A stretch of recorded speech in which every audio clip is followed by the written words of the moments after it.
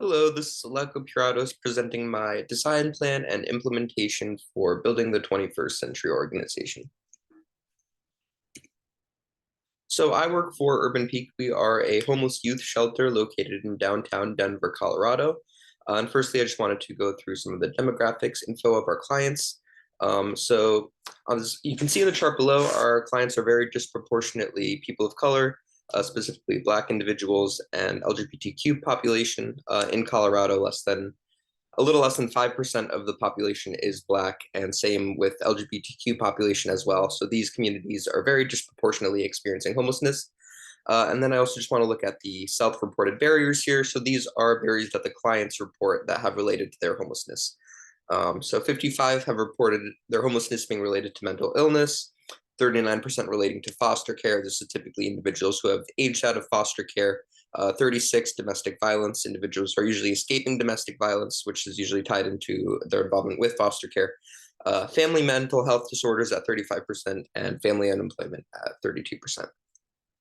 So currently we provide a few services. So we have a street outreach team that goes out and meets clients where they are sleeping outside, and will provide them services and do case management with them where they are. We have a drop-in center. This is our main facility where individuals can come shower, get meals, get connected to a caseworker. We have emergency shelter where we provide emergency bed spaces for clients. We also provide housing for 177 clients, and supportive services, which is just our other services we provide, typically case management. So our mission statement is to ignite the potential in youth to exit homelessness and create self-determined, fulfilled lives.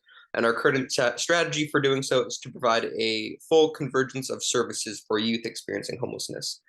So this is our biggest strength. So a lot of shelters in Colorado just provide a bed space for the night or a place where people can come and get a meal. At Urban Peak, we really do our best to provide a plethora of services to actually help people escape their situation. So this includes case management, where people can connect to housing, SNAP, other benefits, meals, education services, whatever their goals may be. We will meet clients where they're at and help them get off the streets.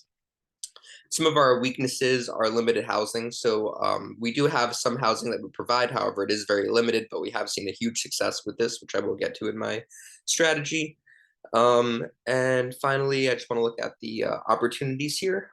So I'm going to be proposing the implementation of our storefront, Urban Thrift, which we previously had, new facilities and infrastructure, and the utilization of our spaces.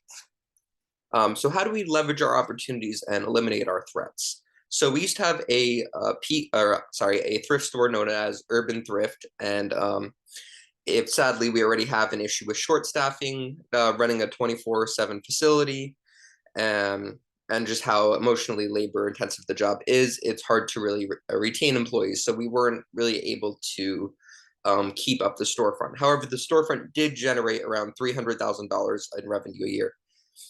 And additionally, our revenue typically has decreased and fluctuated by about $1 million every year. So this has kind of been a huge weakness, as well as it's hard to really plan for long-term success or long-term planning if your revenue stream is always changing.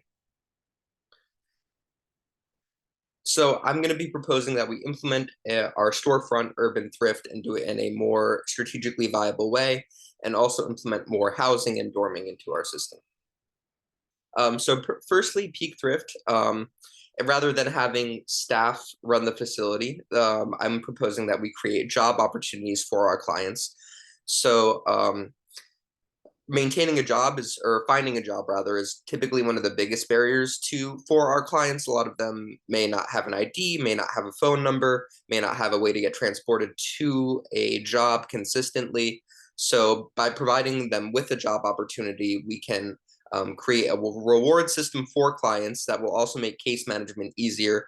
And this will simultaneously help to generate revenue independently for our facility and allow us to shift our funding model. The next implementation that I'm suggesting is to invest in more infrastructure, specifically motels and hotels.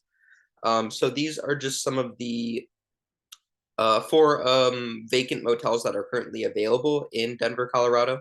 And I just want to look at these numbers right here. So at our overnight shelter, we're spending around 1.5, a little more than 1.5 million, and this is only housing 36 clients temporarily, as you can see in the top right corner. And then our housing services, we have a few facilities like this already.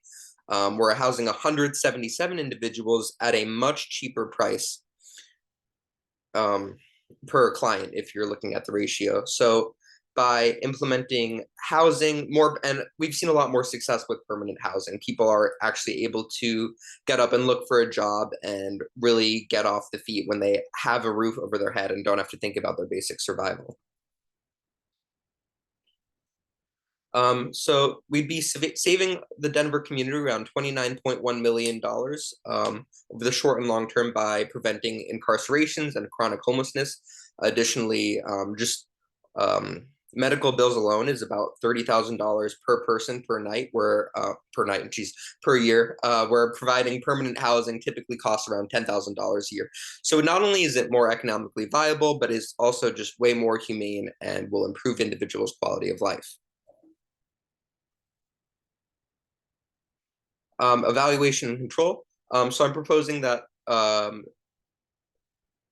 within the first 6 months, we revamp Urban Thrift.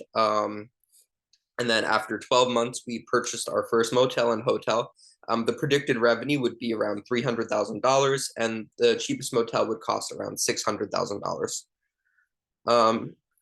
So we should see a pretty direct correlation, be able to measure how by providing housing for individuals, we are slowly going to decrease other expenses, as well as individuals won't need to come in for other supportive services.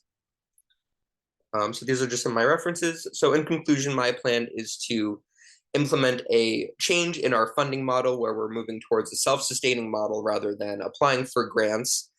This will allow us to only increase in revenue year over year, and additionally leverage our weakness within our previous thrift store by implementing a job program, which will benefit both clients and case managers as well. Thank you.